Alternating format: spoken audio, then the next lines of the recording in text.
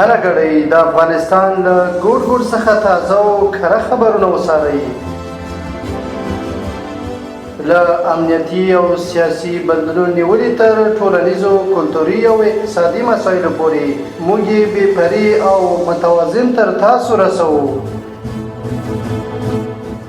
هره ګړۍ له کندوز راډیو څخه.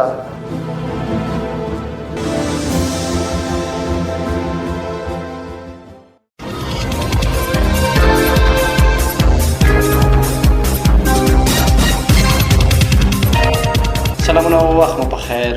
پام راوړم د کندوز راډیو د دې ساعت مهمو وروستۍ خبرونو ته.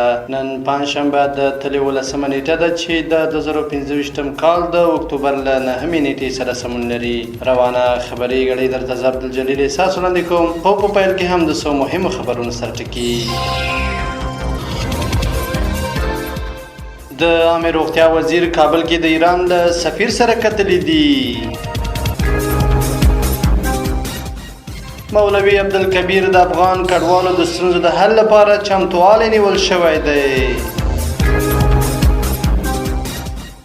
افغانستان د یو ورځنۍ لوبو په لومړۍ سیالۍ کې بنګلادیش ته د 15 وکټو په توپیر ماته ورکړه. او ټرمپ اسرائیل او حماس د سولې د پلان په لومړۍ پړاو هوکړه وکړه. اوس هم بشپړ خبرونه. د عامه روغتیا وزیر کابل کې د ایران له سفیر سره کتلې دي. د عامه روغتیا وزارت په خبرپاڼه کې ویل شوی چې دغه وزارت وزیر مولوي نور جلال جلالي په کابل کې د ایران له سفیر علي رضا بیګدلي سره د کتنې پر مهال د افغان روغتیايي کارکونکو د ظرفیت لوړونې، د درملو او طبي وسایلو د وارداتو او د کابل او بامیان روغتونونو د جوړېدو په تړاو خبرې کړې دي.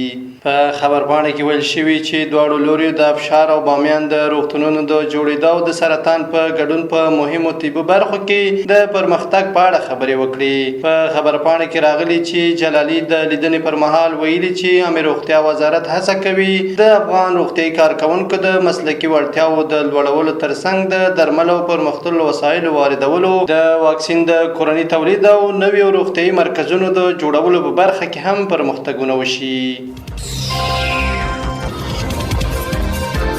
مولوي عبدالکبیر د افغان کډوالو د ستونزو د حل لپاره مو چمتوالی نیول شوی دی.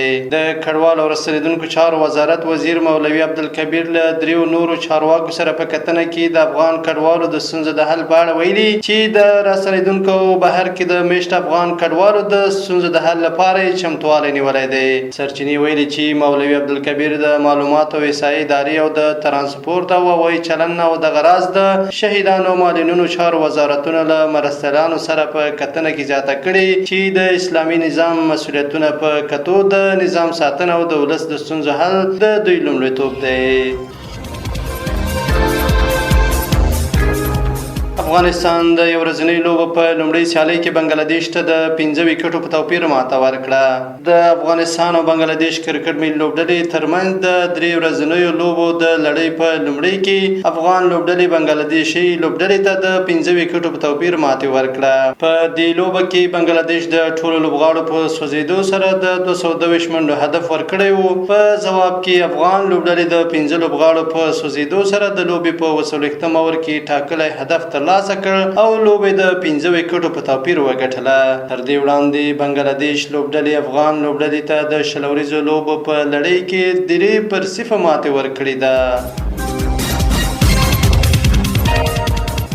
او وروستۍ خبر دا چې ټرمپ اسرائیل او حماس د سولې د پلان په لومړۍ پړاو هوکړه وکړه. د امریکا ولسمشر ډونالډ ټرمپ خبر ورکړی چې اسرائیل او حماس دواړو د هغه د وړاندیز شوي سولې پلان په لومړۍ پړاو هوکړه وکړه او تړون یې لاسلیک کړی دی. ټرمپ پر ټروټ رسنۍ لیکلي، زه ډېر ویاړم چې دا اعلان کوم اسرائیل او حماس دواړه زموږ د سولې د پلان پر لومړۍ پړاو موافقه کړې او دا تړون یې لاسلیک کړی دی.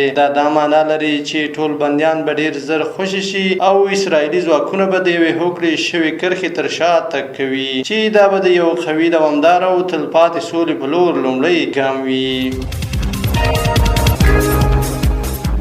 دا د دې مهال مهمو وروستي خبرونه. تر بیا ښه وختونه. لوی الله امد شه.